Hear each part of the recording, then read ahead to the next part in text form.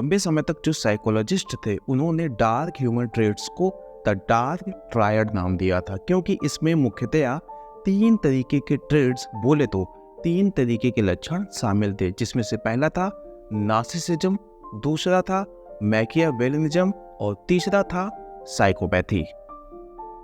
लेकिन हाल के सालों में एक और ट्रेड इस ग्रुप में शामिल किया जाने लगा है और वो है सैडिज्म। तो जो पहले हुआ करते थे द डार्क ट्रायड, अब वो हो चुके हैं 4 डार्क साइकोलॉजी ट्रेड्स।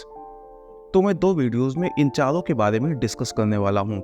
इनके बारे में आपका जानना इसलिए जरूरी है जिससे कि आप ऐसे खतरनाक लोगों की पहचान कर सकें और खुद को इनके हाथों की कठपुतली बनने से बचा सकें। बोले तो इनके द्वारा खुद को मैनिपुलेट किए जाने पर आप पहचान कर सकें। लेकिन वीडियो में आगे बढ़ूं इससे पहले आपको 2 बातों का ध्यान रखना है। पहली बात, ये सारे के सारे जो लक्षण होते हैं ना, एक स्पेक्ट्रम में पाए जाते हैं। कहने का मतलब आप ये नहीं कह सकते हैं कि मिस्टर ए सैडिस्ट है जबकि मिस्टर बी सैडिस्ट नहीं है। हम सब के अंदर ये लक्षण पाए जाते हैं, लेकिन कितने, ये ध्यान देने वाली बात है। अगर किसी इंसान में ये जो लक्षण है कहीं ज़्यादा पावरफुल हैं तो वो ही इंसान खतरनाक होता है और उसे ही नार्सिसिस्ट या सैडिस्ट बुलाते हैं। यानी कि आप मेरे अंदर और खुद के अंदर भी नार्सिसिस्ट के लक्षण देख सकते हैं, लेकिन चूंकि वो पावरफुल नहीं है इस वजह से आप नार्सिसिस्ट नहीं कहलाओगे। और दूसरी बात, यह भी जरूरी नहीं कि एक इंसान पर एक ही तरीके का लक्षण पावरफुल हो सकता है एक इंसान जो नार्सिसिस्ट है वो साथ में सैडिस्ट भी हो। तो अगर आप इन ट्रेड्स के बारे में नहीं समझेंगे तो आप ऐसे लोगों की पहचान नहीं कर पाएंगे, और जब आप इन लोगों की पहचान नहीं कर पाएंगे तो आप इनसे निपट भी नहीं पाएंगे। तो चलिए वीडियो की शुरुआत करते हैं, आप हमें फॉलो कर लीजिए।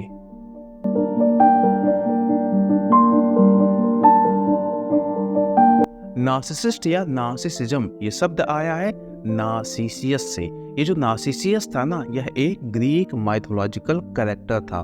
बोले तो जो ग्रीक लोगों की लोक कथाएं हैं ना, वहां पर इसका नाम आता है। ये ना एक तरीके का हंटर था, शिकारी था। ये दिखने में बहुत ही अट्रैक्टिव और चार्मिंग था, जिसकी वजह से क्या होता था, लोग इसके प्यार में पड़ जाते थे। जो फीमेल होती थी वो इससे प्यार कर बैठती थी और बदले में इस इंसान ने सिर्फ सबको धोखा दिया, सबको इमोशनली टॉर्चर किया और मिसयूज किया।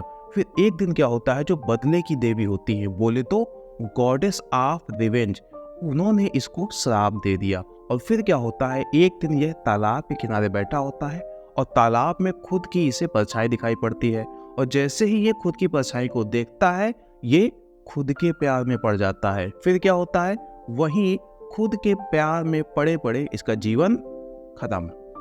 इन नार्सिसिस्टों के बारे में ये कहा जाता है कि ये लोग खुद को बहुत ही ज़्यादा प्यार करते हैं, लेकिन सच्चाई ये होती है कि ये लोग खुद को पसंद नहीं करते।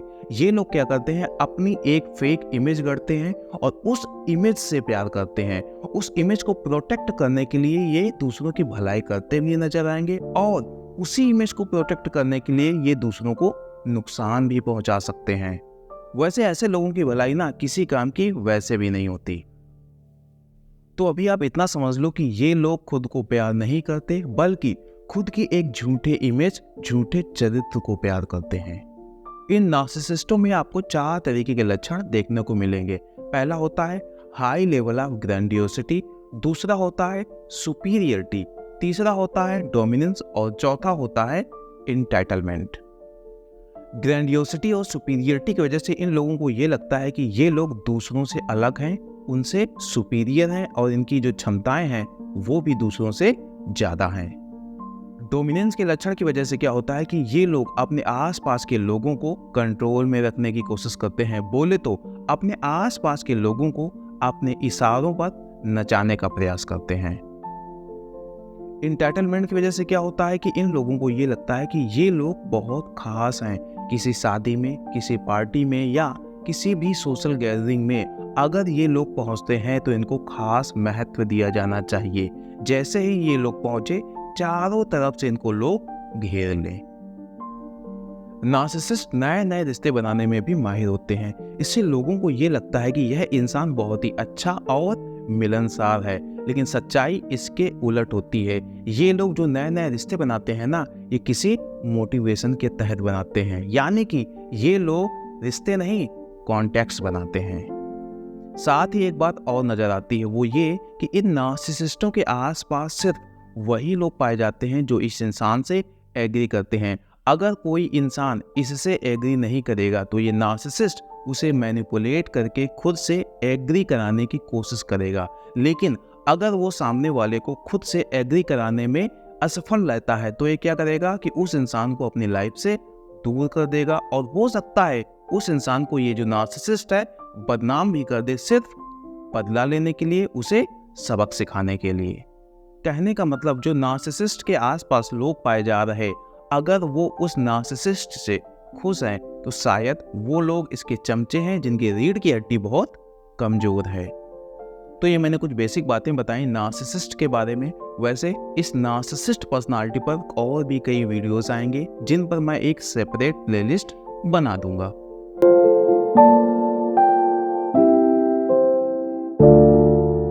मैकियावेलिज्म, इनके दो लक्षण होते हैं, डिसीटफुलनेस और मैनिपुलेशन, यानी कि ये लोग धोखेबाज होते हैं और मैनिपुलेटिव होते हैं। ये लोग सही और गलत में अंतर नहीं करते। अगर इनको फायदा हो रहा है तो वो काम सही है, भले ही उस काम से दूसरों को कितना भी नुकसान हो रहा हो। ऐसे लोगों के लिए लाइफ ना जीरो सम गेम होती है, यानी कि इन लोगों को ये लगता है कि इनको फायदा तभी होगा जब दूसरों को नुकसान होगा। तो क्या करते हैं, ये अपना फायदा बनाने के लिए किसी को कितना भी नुकसान पहुंचा सकते हैं।